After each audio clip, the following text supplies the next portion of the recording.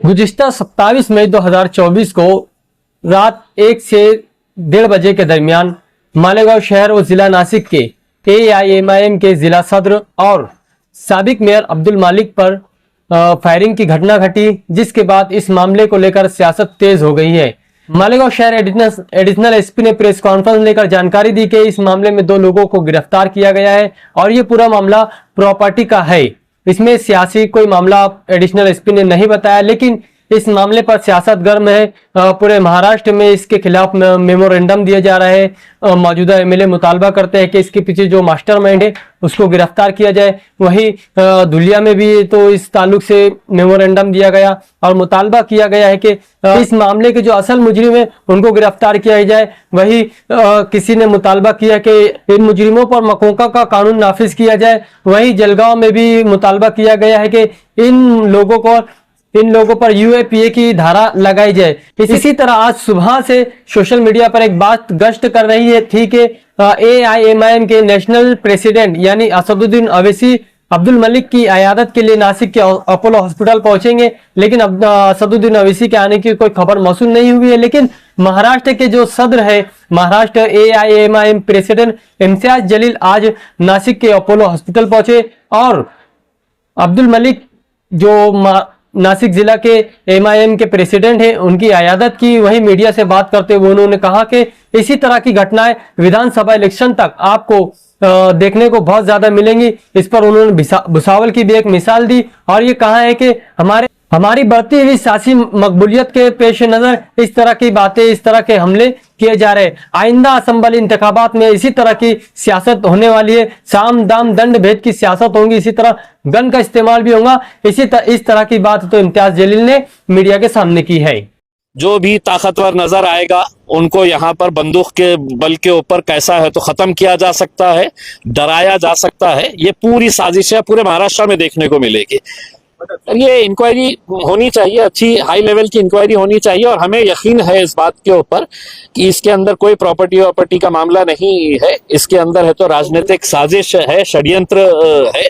और आने वाले वक्त के अंदर मैं आपको ये चेतावनी दे रहा हूँ कि महाराष्ट्र का हाल जो है वो मालेगांव के अंदर जो हुआ है वैसा ही हाल आपको है तो दूसरे शहरों में भी देखने को मिलेगा। फायरिंग दोन्ही बाजूने झाली अशी चर्चा आहे।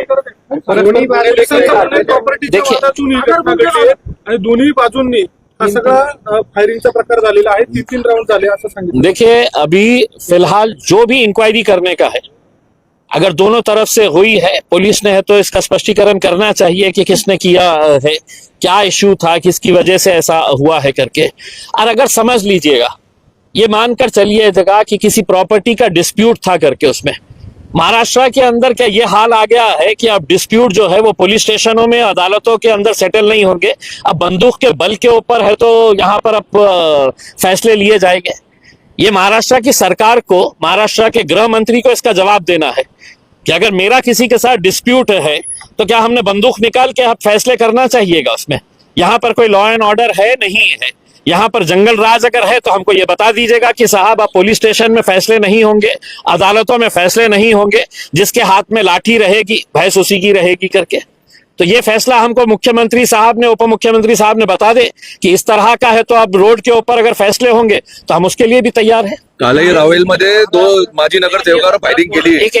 ये मसला जो है वो आपस का है और आपस में फायरिंग किया है। यहाँ पे मैं आपसे ये सवाल कर रहा हूँ, मैं आपसे ये सवाल कर रहा हूं, अगर हम किसी 2 लोगों के अंदर अगर डिस्प्यूट है, किसी भी लेवल का डिस्प्यूट हो, प्रॉपर्टी लेवल का डिस्प्यूट हो, मैंने आपकी जमीन खा लिया हो, मैंने आपकी जायदाद हड़प लिया हो, मैंने कुछ भी कर लिया हो, तो फैसला रोड के ऊपर अगर होगा तो इसकी जिम्मेदारी कौन ले रहा है? या तो गृह मंत्री ने बोल देना चाहिए महाराष्ट्र की जनता को कि अब पुलिस के पास जाने की जरूरत नहीं है, अदालतों में फैसला लेने की जरूरत नहीं है, अपने अपने बंदूकें, अपनी अपनी हथियारें निकाल लीजिएगा और रोड के ऊपर फैसला कर लीजिएगा करके। तो आप ये किस बुनियाद के ऊपर कह रहे हैं कि इसके अंदर महाराष्ट्र का सरकार का इसके अंदर क्या है? बिल्कुल दोष है साहब। जब लोगों का खौफ खत्म हो जाता है कि हम डरते नहीं है सरकार से और सरकार हमको बचाने के लिए आएगी करके, तो ये इस तरह की हिम्मत होती है कि आपके सामने है तो खुलेआम इतनी भीड़ के अंदर है तो बंदूकें चलाई जा रही है करके। कालही रावेलमध्ये भाजपचे माजी नगरसेवकांवर फायरिंग झाली, त्यांची हत्या करण्यात आली। नहीं, आप भुसावल का क्यों अकेला नाम ले रहे हैं? मैं तो महाराष्ट्र, इंतजार करिएगा, हर शहर में आप इंतजार करिएगा। मैं आपको खुले तौर के ऊपर कह रहा हूं, 4 तारीख के नतीजे आने दीजिएगा। महाराष्ट्र का लॉ एंड ऑर्डर सिचुएशन कैसा रहने वाला है, ये 4 तारीख के दिन आपको नजर आने वाला है। आप भुसावल का उदाहरण अकेला दे रहे हैं, मैं तो पूरे महाराष्ट्र के अंदर अलर्ट करना चाह रहा हूं कि यही चीज है तो आपको विधानसभा के इलेक्शन तक यही दिखने वाली है उसमें, क्योंकि उनको मालूम है। तो क्या नतीजे आएंगे, आप क्या देख रहे हैं, आपकी राय क्या है? 4 जून के बाद देखिए, जो भी नतीजे जो भी आए हैं, अब ये समझ में आ गया है सबको कि हमको सत्ता में अगर पहुंचने का है, हमें सत्ता हासिल करने का है, तो साम दाम दंड जो भी इस्तेमाल कर सकते हैं, तो साम दाम दंड और गन, ये सब इस्तेमाल होने वाले हैं उसके अंदर।